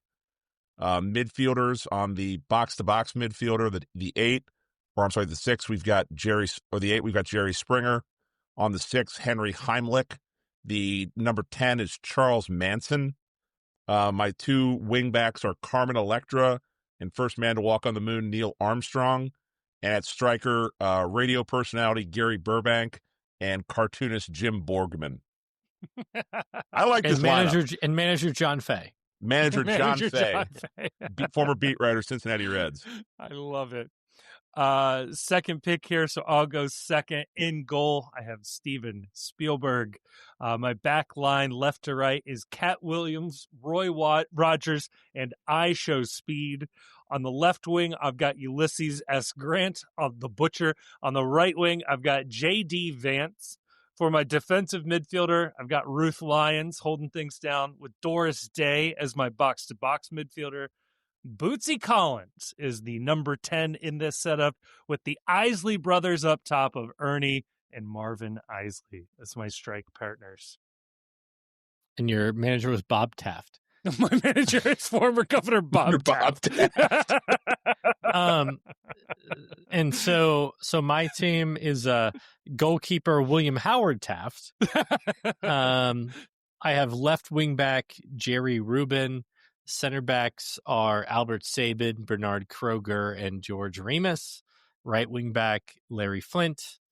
Defensive midfielder Harriet Beecher Stowe. Center midfielder Ted Turner. Attacking midfielder Eric Nally. And my strikers are Tyrone Power and the Naked Cowboy. And my manager is Charlie Harper. Wow, beautiful. Right. We got to make, we'll make lineup graphics. And yes, we'll let everybody pick and see who's starting 11 they think would win. I don't know. I like this. I like this a lot. Yeah, would win. Who would win? No way, man. Grant's getting beat behind, no problem. Look, man, they're all just staring at Carmen Electra. They're not even going to try. Steven Spielberg, worst goalkeeper in the league, bar none. This man picked a gorilla. Like, there's a goddamn gorilla on the field. I guess Chiefs team wins. Yeah, right. I don't know that anybody is going to get close to the gorilla. Yeah, I don't have an answer for a gorilla here, guys. After Chiefs said... Maybe the Naked Cowboy will get close to the gorilla. Well, actually, I think we've done the math. I've got a picture with the Naked Cowboy, by the way. Nice. What do y'all he was walking around Fountain Square one day. Somebody should have picked Thane Maynard. Control Harambe. I will say it's a tactical choice to get in behind Harambe, or just pick the Cincinnati Police Department. Chief picks Harambe, and I'm looking at my goalkeeper going, Fiona would have done way better in goal here. She was on my list. Damn. All right. We'll Chief, vote. Yeah, successful. We'll potentially successful first segment. I don't know. I think this is good. What I want to hear from other people is what other sort of 11s should we draft? I like this as especially an off-season activity. So if other people have other ideas, I think this would be fun. I don't want to see a bunch of other Cincinnati 11s per se. I want ideas about what other 11s we should draft. Yeah. It could be, you know, underrated sci-fi movies, like whatever weird doesn't matter. You want to do. We'll figure it out. Yeah. I got some stuff baking if other people come up with good decisions. Look, we're the creators here. We just need a spark. Influence us. Yes. Kevin, you want to answer some Patreon questions and get out of here? Yeah, let's do a couple of Patreon questions and then we can get out of here. Let's do them here in this final segment. Let's see. So the problem is, last go round, I said we answered all of the November questions, and it turns out I missed a couple. So I've gone back through. I found a handful that I missed. I think it's only a couple of these. I will say Josh Burke asked a question that I feel like we answered already in the last show, which is, in all seriousness, what would it take for FCC to re-sign Brenner for next year? And perhaps a related follow-up, have we already seen Matt Miazga's final FCC match? The answer to the second one is probably, although I'm not ruling anything out. I don't see why they couldn't possibly keep him. It's not. I think we all agree he's probably going to be, sold or traded or whatever, but I don't think it's necessarily a foregone conclusion. That could also happen midway through the season too. Like they could pick his option up and he could be on the move, like kind of like DeAndre Yedlin was, where he's a trade candidate in April or March before they freeze the rosters, before the transfer window closes for MLS for the primary transfer window. Right. Remember, the transfer window goes several months into the season. Yeah. So if they don't like the offers they get for him, they could. Yeah. Now, what works against try that him is out he's there and show that he, has that he's back, or whatever. The only but if reason he is back, just keep him. Yeah, the only reason not to do that would be the fact they need to get roster compliant before that, obviously, and he's on a pretty big number. So I think there will be some incentive to try and have a miasga resolution, so to speak, prior to rosters finalizing, roster compliance date, I should say. Yeah.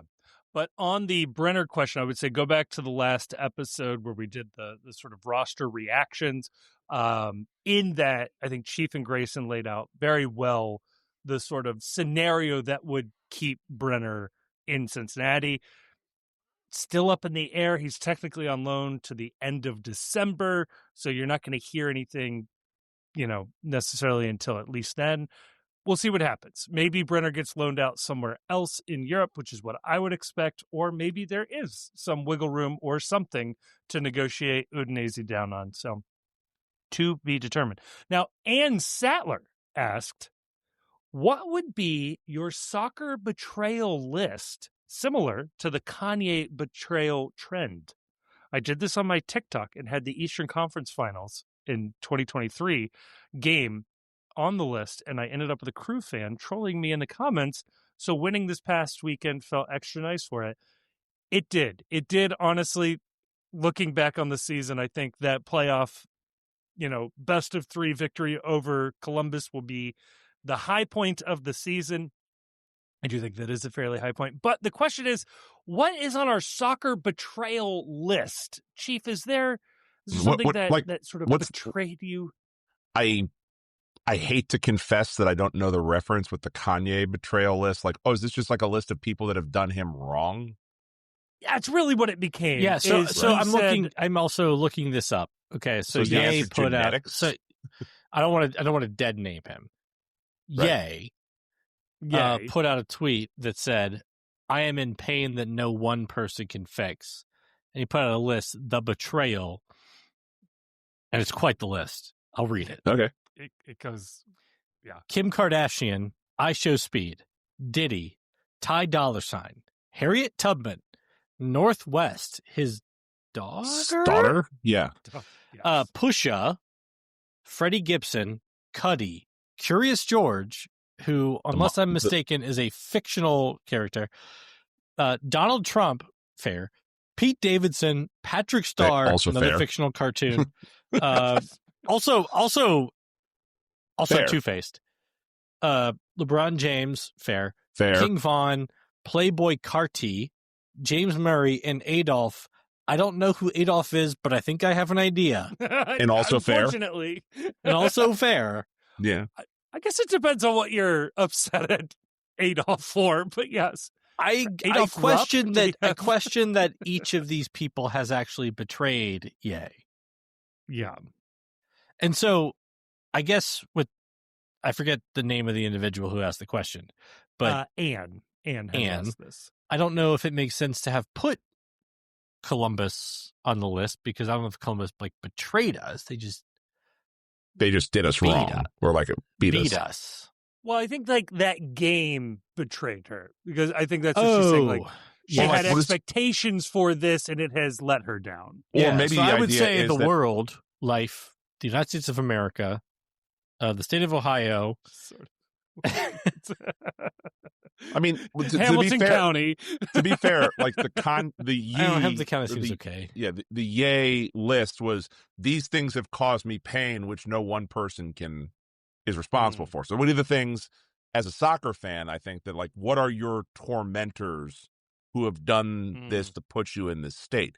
So I do think from that standpoint, Columbus is probably a fair answer, but I think you've also got to include in there Guido Gonzalez and the entirety of the PSRA and pro referees. Whoever handles Miami's roster compliance. That person. At the league office, whoever's in charge of that. I think Leo's on that list at this point now, and all Leo's buddies. Andrew Gutman. Yeah. The entire nation of Argentina, I'm just going to say at this point. Yep. And the Netherlands, for that matter. Given how the Messi situation has gone and also how the Lucho situation went, I think we're anti-Argentina now a little bit. I mean, the Netherlands could also go on Ye's list, frankly. Yeah, it's true. If you look at history. They do let him down. Jaap Stam. Honestly, Jaap Stam, Jurgen Locadia, but in like I'm not. No, he didn't like we signed a Premier League striker. I don't Gerard know. Gerard Nijkamp is then it's not Locadia's fault. He just showed up to play. Like Nijkamp was the one that gave him the deal. Fair. Yeah. Okay.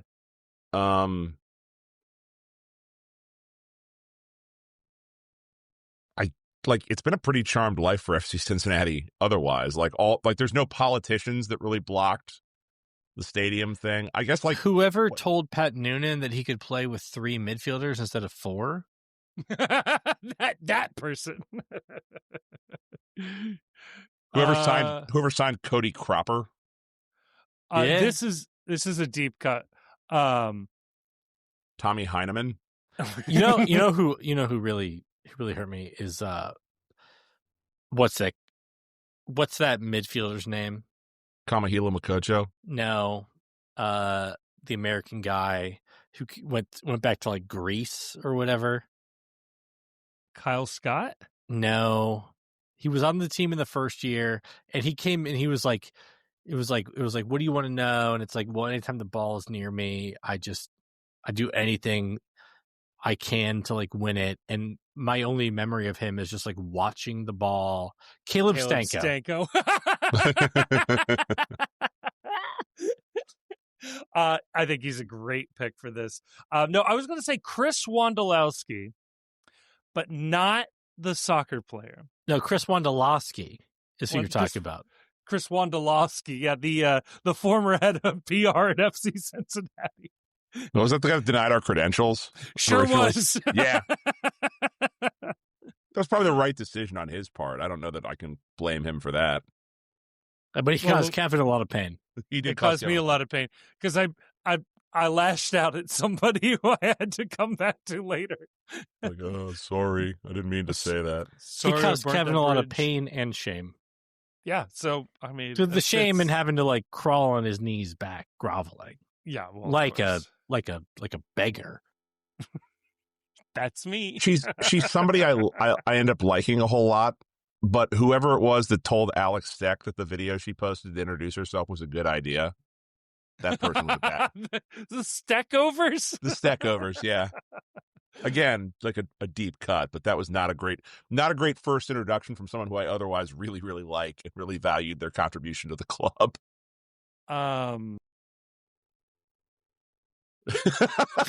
Oh no! You might have to bleep that one. Yeah, I think you do.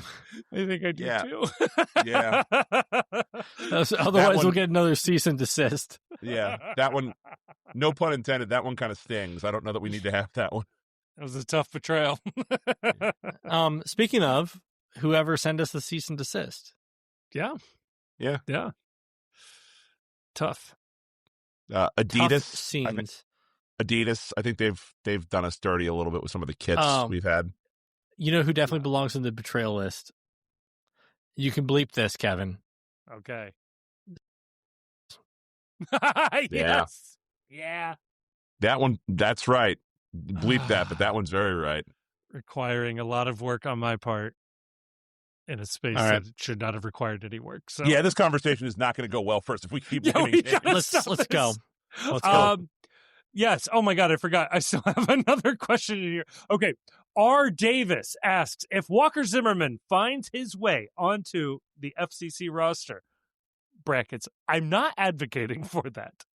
Would the post-Cincy request a podcast appearance so you could discuss the book used as penance for mentioning who shall not be named do we bring up the book? We would ask for his mom. We would invite his mom on the show. Yeah, we don't want Walker. We want his mom. There's no great way. She wrote it. She knows him more than him. Tell you that much. Yeah. She certainly knows like whatever her invention of him is. Which is the fictionalized version of your own child is fascinating. I need to know more about this. I will say this though: if we had the opportunity to interview Walker Zimmerman, the first thing I would bring up in the interview is, so talk to me about this book. Oh, yeah, it'd immediately be like, what's your favorite chapter? Did this really happen? What parts of this were real? Right. Yeah, have you read it? Did you talk to your mom about girls? Right. Can you sign this copy of this book that your mom wrote about you? That would be awesome. When you liked the girl, did you tell your mom? Because I didn't. Did your very religious mother teach you about religion, or did you in fact learn about it from a janitor at your school? And was it the same janitor as the Air Bud movie? Or was this character in this novel inspired by the janitor from the Air Bud movie? The first thing I'm asking him is, have you optioned the movie rights yet, and can I buy them for $1?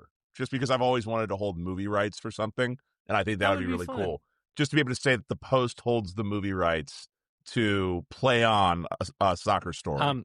We hold the movie rights to not NIL, Not in My Life, starring Chris Cooper, the Taylor Sheridan show about college football. Grayson, I need you to somehow work this in with Deep Pride and Guard. I need the SEC of 250 years in the future. You absolutely bring up the first thing you do when you interview someone like this that you've talked shit about. The first thing you do is be like, so we read your mom's book as a punishment for mentioning Messi's name on the podcast a couple of times. Now that we can't do that because you're on the team, can you recommend another book about maybe another player you've played with that we can do that to instead? What's your favorite book about another soccer player written by their mom? Hey, Walker, what's your favorite book? I really like the Screw Tape Letters. Why do you ask? It's like, Walker, we read your mom's book and we named a character after you in a Dungeons and Dragons episode we did. Like, we're not obsessed, though, I swear. Yeah, I really like the book Time Enough for Love by Robert Heinlein. Oh, no. These feel like problematic jobs. And this is how we never get player interviews again. We Correct. never deserved him in the first. We never deserved him in the first place. So who are we kidding? Final question here. Stan Frank asks, new to this whole Patreon thing, I just want to know what your favorite cryptids are. He just wants to know. Just wants to know your favorite cryptid. I'm gonna go with the Loveland frog. That's fan of that as well. That's good. Okay. What's the Loveland frog? It's a local legend up in Loveland. It's a giant frog man that allegedly inhabited the bogs and marshes around Loveland, Ohio. Because I was wondering if it was what I found when I was a child, which was a 6-legged frog around Loveland. That is also a Loveland frog. It had 4 legs on one side of its body. One was like a really stubby leg, and one was like a very long leg. Yeah, the Loveland frog is more of a frog man.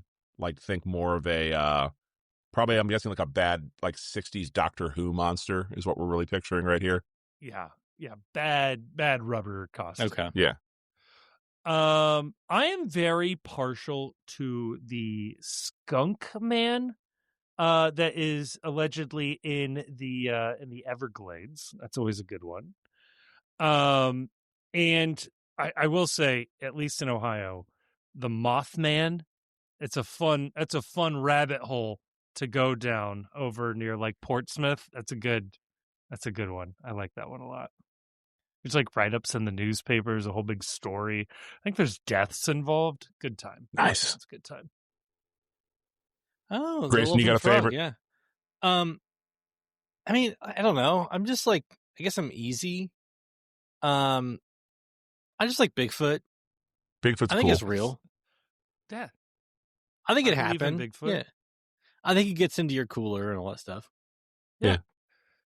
They asked Jane Goodall about That's what I tell my wife. I'm like, she's like, well, the beer go. Oh, Bigfoot took it. Bigfoot. He's roaming these streets. They asked Jane Goodall, could a like a humanoid primate live in the Pacific Northwest undetected? And her thought was no. So that's all the evidence I needed. Yeah, there's a lot more. I'm not sure how much Jane Goodall knows about the eastern seaboard of the United States. I'm going to defer to her opinion on primates, though. Yeah, for sure.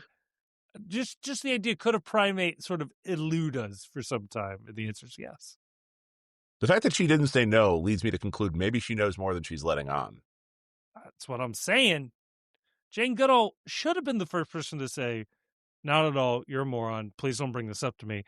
And I don't think she was that dismissive of the idea. So I think I'm going to change my answer to skunk ape.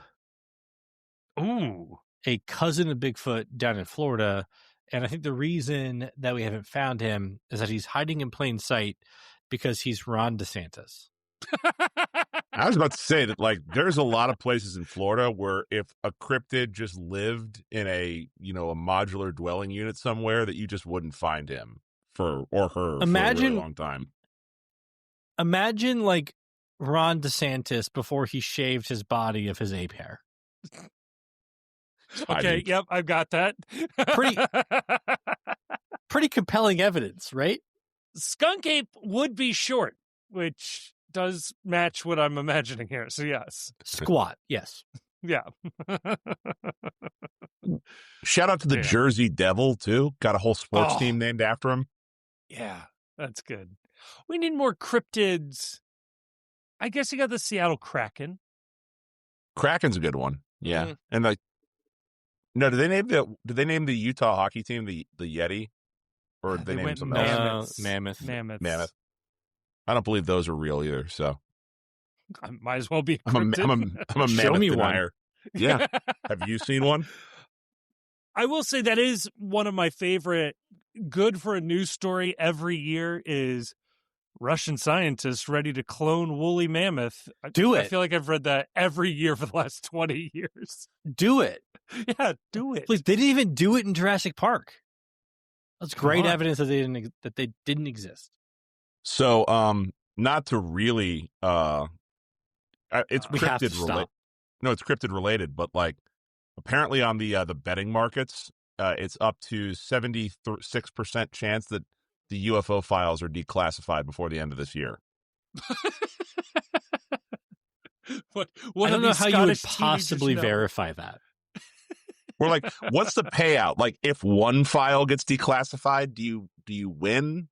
Does or like, you have to know, like, what are the UFO files? Yeah, what are the UFO files? Is there like a drawer somewhere that is just marked the UFO files? I mean, they declassify like Navy video footage all the time. Like, that is the thing that happens regularly. So, I don't know. Yeah, this is all fake. Yeah, we need to end this. The real world is. We're all living in a simulation, man. It's not real. But fuck Columbus anyway.